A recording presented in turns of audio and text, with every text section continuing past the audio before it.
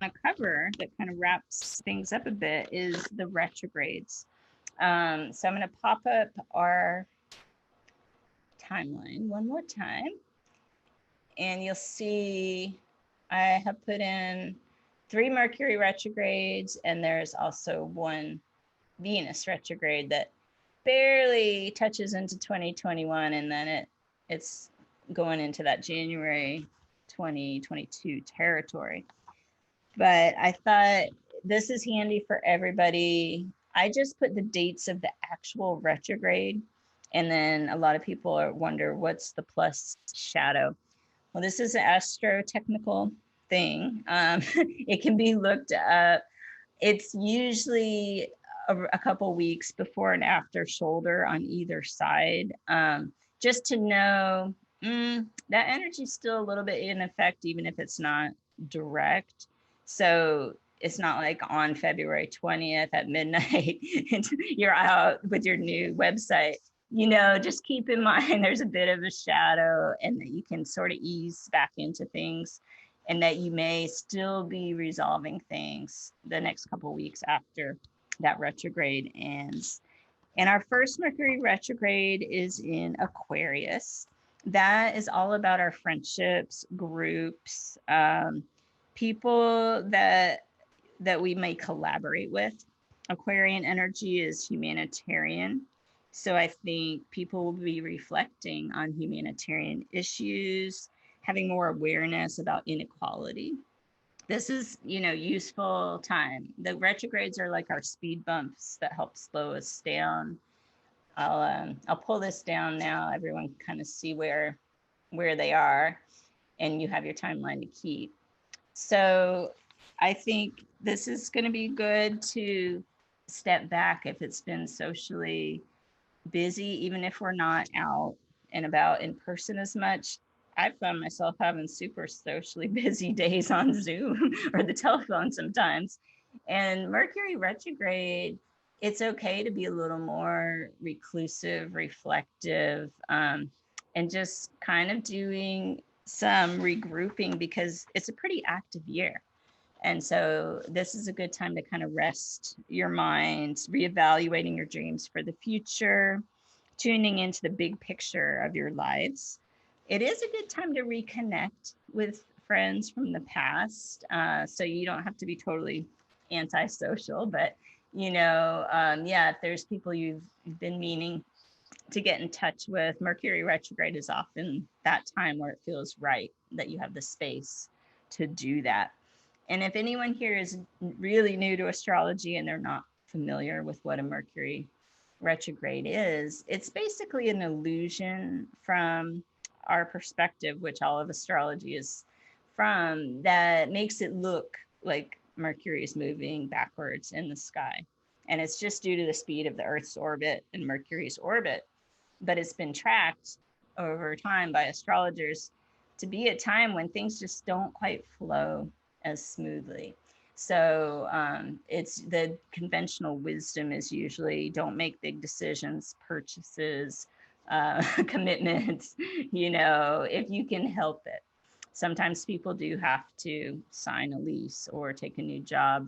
But if you can kind of not think of it as your be all and end all, and leave yourself room to either renegotiate or revisit your plan, it will work out a little better.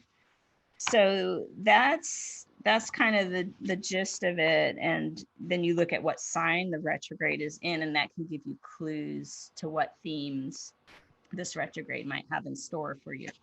And again, if it happens to be in your sun sign, then maybe this is really personal for you to really revisit some things. So it's good to know what sign the retrogrades are in as well. So then our second retrograde of the year is May 29th to June 22nd, and that one's in Gemini. And this is a good time for research.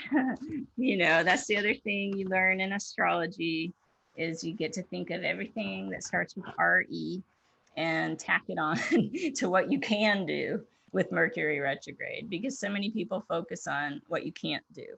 It's not a good time to buy a car. It's not a good time to launch a website.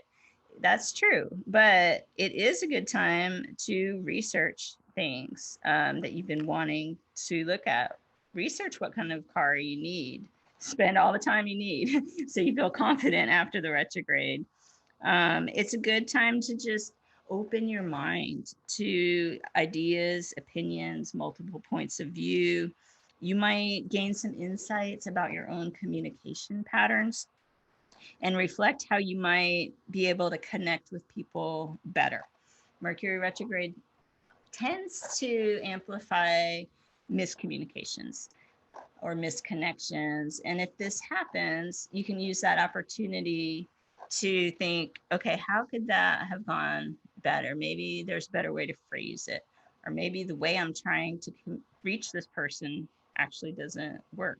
Maybe they want me to text them more often instead of emailing or something like this. So real practical tips for this. And I'll tell you for that one, let's see. I didn't tell you when we clear the shadow of the first one. So the first retrograde in Mercury was January 30th to February 20th. And the shadow ends on March 13th. Just so you know, it's in there. This one I just described in Gemini goes May 29th to June 22nd.